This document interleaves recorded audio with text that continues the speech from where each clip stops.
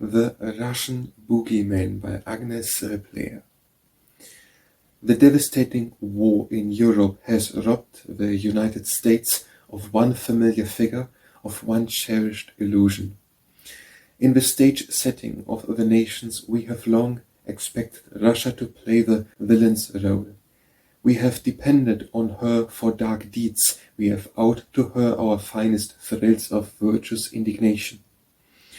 From the days when Mr. George Kennan worked the prolific Siberian prison vein, our own prison system was not then calculated to make us unduly proud, down to the summer of 1914, we have never failed to respond to any outcry against a nation about which we were reliably misinformed.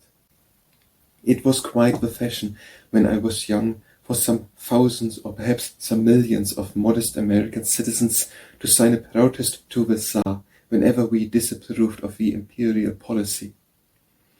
What became of these protests, nobody knew. The chance of the Tsars reading the millions of names seemed even to us unlikely, but it was our nearest approach to intimacy with the great and wicked ones of earth, and we felt we were doing our best to stem the tide of tyranny.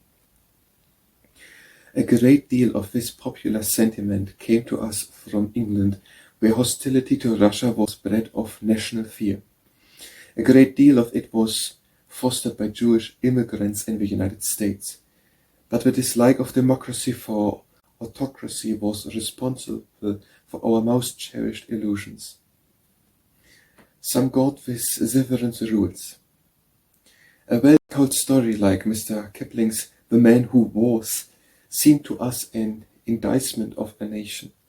Popular magazines cultivated a school of fiction in which Russian nobles were portrayed as living the unfettered lives and enjoying the unfettered pastimes of Dahomey chiefs.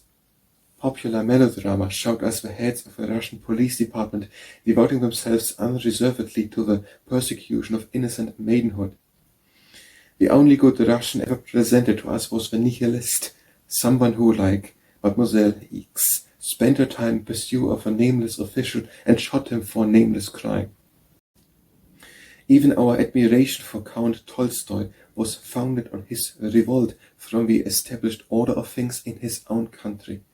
It seldom occurred to us that the established order of things in any other country would have been equally obnoxious to this thorough-paced reformer. New York would have been as little to his taste as was St. Petersburg. The exigencies of a political alliance have impelled England to lay aside the former animosities and bury them in oblivion. For many months she has tried hard to reinstate Russia in popular opinion, chiefly by means of serious papers and serious periodicals which the populace never reads. Mr. Bernard Shaw is perhaps the only in left in the United Kingdom who clings desperately to the good old Russian bogeyman as we cling to the ochre of our infancy and the pirate of our tender youth. Mr. Shaw's Russia is not merely a land where pure-minded, noble-hearted disturbers of peace are subject to shameful captivity. It is a land where people whose worst crime is to find the daily news, a congenial newspaper, are hanged, flogged, or sent to Siberia as a matter of daily routine.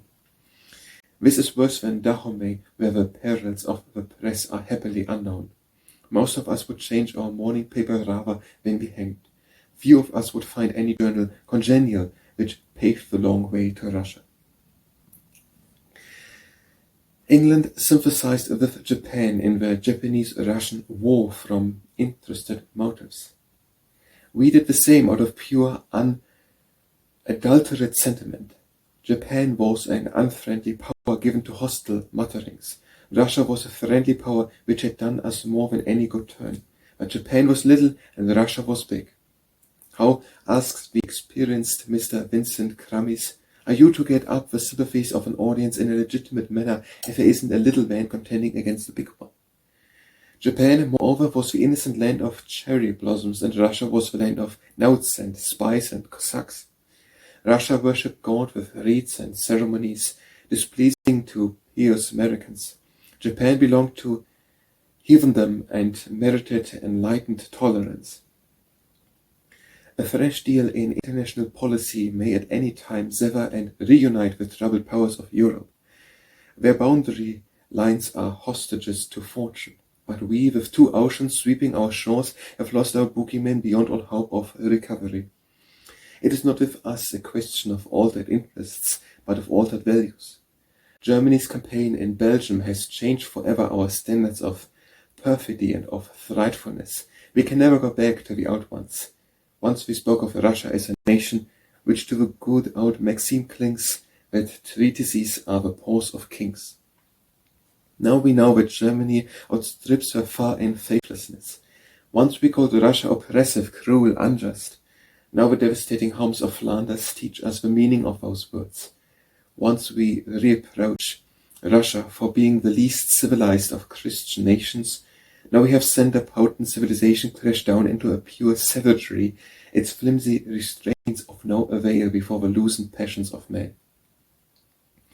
And for our own share of injury and insult, is it possible that a few years ago we deeply resented Russia's disrespect for American passports, that we abrogated a treaty because she dared to turn back from her frontiers American citizens armed with these sacred guarantees? Today our deed lie under the ocean, and Germany, who sent them there, sings comic songs in her music halls to celebrate the rare jest of their drowning.